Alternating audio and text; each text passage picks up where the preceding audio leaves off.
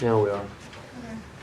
I'm going to be talking about feminist interventions and defining feminist intervention. It's offering help, support, listening to the whole alliance with women. And it applies with group therapy, which women who have been victimized by like sexual discrimination, sexual roles, stereotype, and facilitates that they're recognizing that many of their blocked opportunities are directly related to sexism, and it helps them recognize how their difficulties may be related to traditional sexual stereotypes. And the group approaches with members to pursue the tasks and achievements they desire rather than to be constrained by traditional sex roles. The group setting is conducted to empower members to increase their captivities to control their environment in order to get what they want. Members such as the setting are also encouraged to develop an independent identity. Social support system for women are almost always developed in such a setting. Women are encouraged to share their experience and their solutions they have found to similar problems. Women serve as brokers to one another in identity resources. Group setting is conducted to members learning to express themselves assertively, including learning ways to express their anger. There's a case study in the book, and it's a case example of feminist intervention, and it's about Marissa is a mother of 3 children who's lived with her abusive husband, Dennis, for years. The abuse was particularly violent when Dennis was intoxicated, which he was several times a month. Over the years, Dennis has succeeded in isolating Marissa from her family, friends, and lowering her self-esteem and making her financially dependent on him. He prevented her from working from outside the home. She's kept in, isolated. One evening, while intoxicated, Dennis smashed Marissa's face in the face, the chest with his fist, breaking her nose and 3 wrists. The oldest child called 911 and an ambulance came along with 2 police officers. Dennis was jailed for the evening for domestic abuse, and Marissa received emergency care at the hospital. The hospital social workers pursued Marissa to take her children with her to battered women's shelter, where they stayed for 44 days. And during the time, she had daily group counseling with other battered women. The group was led by a social worker with a feminist perspective who applied many of the principles of the perspective. Marissa came to realize that she and many other women in the group were being victimized by men who had traditional gender role stereotype. The women were given educational material and were led in exercise that helped Marissa become more assertive, expressed her anger about being dominant by her husband, and recognized that she had the right to end an abusive relationship. She realized she was a person worthy of respect, and she received help from the shelter staff in applying and being accepted for a public assistance, receiving a job training as a dental technician, obtaining a job in this field, finding an apartment for herself and her children, filing for divorce, obtaining a restraining order against her soon-to-be ex-husband who had continued to harass her. Now, 2 years later, caring for her 3 children, both financially and emotionally, it continuously to be a challenge. She is much happier with her life and with the kind of person she is becoming. She is also pleased with her children, who are surely gaining pride in her and respect of her. Have any of you ever known somebody that has been through something like this? I have a friend. Well, she's been dating this guy for a long time, and me and 3 other, maybe her 2 sisters, me, and a couple cousins, talked to her, and she hasn't been abused or anything, but like he's cheated on her, he's lied to her, he's done like all kinds of things, but yet she keeps running back, and she comes to me for advice like, what do I do, what do you think I should do? Personally, I've never been in a relationship like that, but like I give her like as a girl what she should do. Like, she quit school, she got a job, and she's living with him. Basically, he's living off of her financially, and she hates putting up with it. And I tell her she just needs to go back to school, get on the path that she thinks that should be right for her. But she says that he brings her down emotionally, like, oh, you're not good, you're not gonna be good enough for anybody else, you might as well just stay with me.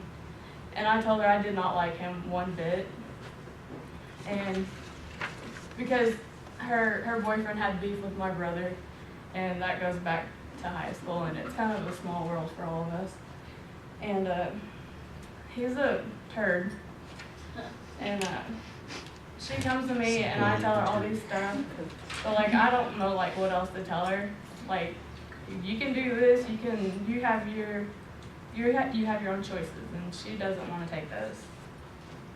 And so like everybody tries to give her advice, but she won't listen because, oh well, he thinks I'm gonna leave him if I go do this, this, and this. Woman, you have your own freedom. You can do what you want. But I don't know, it's just something like that. I guess it kind of relates to this story, and I thought that would be like a good example for the feminist intervention. And evaluation for feminist therapy. Vandenberg and Cooper emphasized that the feminist perspective is consistent with the core value of social work practice, including equality, respect for individuals, and promotion for social and economic justice for population at risk. These guys concluded that a feminist social worker practice is a way to accomplish the unique mission of social work, to improve the quality of life by facilitating social change, while most contemporary approaches to psychotherapy looks for the cause of a client's problems inside the client's, like internal conflicts, repressed feelings, and early childhood trauma. The feminist perspective emphasized viewing a client's problem in terms of the social, political, economic system that impacts the client. The perspective is consistent with social work emphasized on the person and environment as a system approach.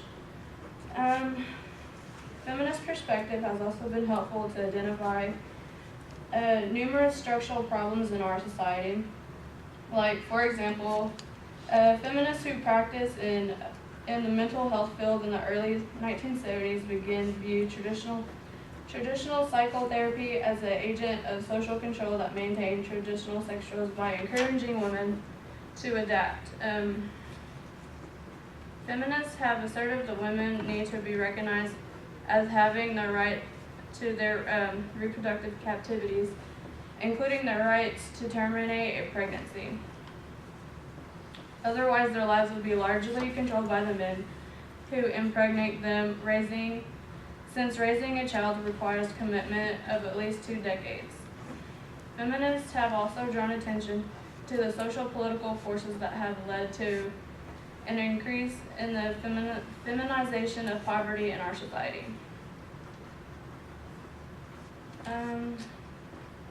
The women movement is bringing about a gender role revolution in our society. Men and women are becoming aware of the negative effects in gender role distinction.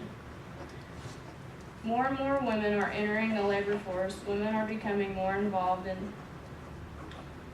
in athletics, pursuing a number of professions and careers that previously were all male. Change is also occurring in human interaction. More women are being assertive and seeking out relationships with men. To some extent, men are more slowly beginning to realize the negative effects of the gender role distinctions. They gradually realize that the stereotypical male role limits their opportunities in terms of emotional expression. Internal and interpersonal relationships, occupations, domestic activities. One limit of the feminist perspective is the number of uninformed people reject feminists in reactions to stereotype.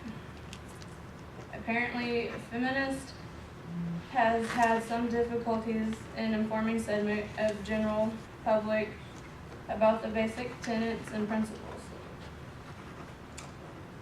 There are 5 stages in the women's group. Schindler believes that groups go through distinctive development stages. She proposed a modified version of the developmental stages of women in women's group. Model is based on a feminist perspective of women's psychological development and the relationship model with particular emphasis placed on it issues of status, power, and conflict. The difference between men and women in groups regarding these issues are reflected in developmental stages identified for women's group. Schiller's perspective is significant to social work leading women in groups since it stated the needs for group leaders to have an understanding in the particular and unique patterns of growth and development, so they can intervene more efficiently in a style that best meets the needs in groups and its members. The relational model proposes for women in groups is structured much like a 5-stage model presented by Garland Jones in Chapter 1. Schiller's concur with them regarding pre-affiliation, which is Stage 1, and termination in Stage 5. View these 2 stages as universal to all groups. The difference in the middle of the stages of development in women's group. The 2nd stage is establishing a relation base. The 3rd stage is mutually and interpersonal empathy, and 4 is challenge and change. Stage 2 of Schiller's models differs sufficiently from most models of groups development. It emphasizes here that is not on power and control, rather focused on establishing a common ground and a sense of connection with each other and with the facilitator. Women's groups at this stage members find similarities in their experience, seek approval from one another and the group leader. The relational is based on the establishment of a sense of safe within a group. Stage 3 corresponds with other theorists have turned to the work stage. At this stage of development in women's group, members move beyond making connections and recognize their similarities. They are now in a place of increased trust and disclosure, allows the group members to respect differences without losing their connection with one another. If the group has been able to successfully negotiate the 2nd stage, then the relation will allow for both respect and difference with connection. Stage 4 is that in order for growth and change to happen, group members must be able to challenge themselves and each other.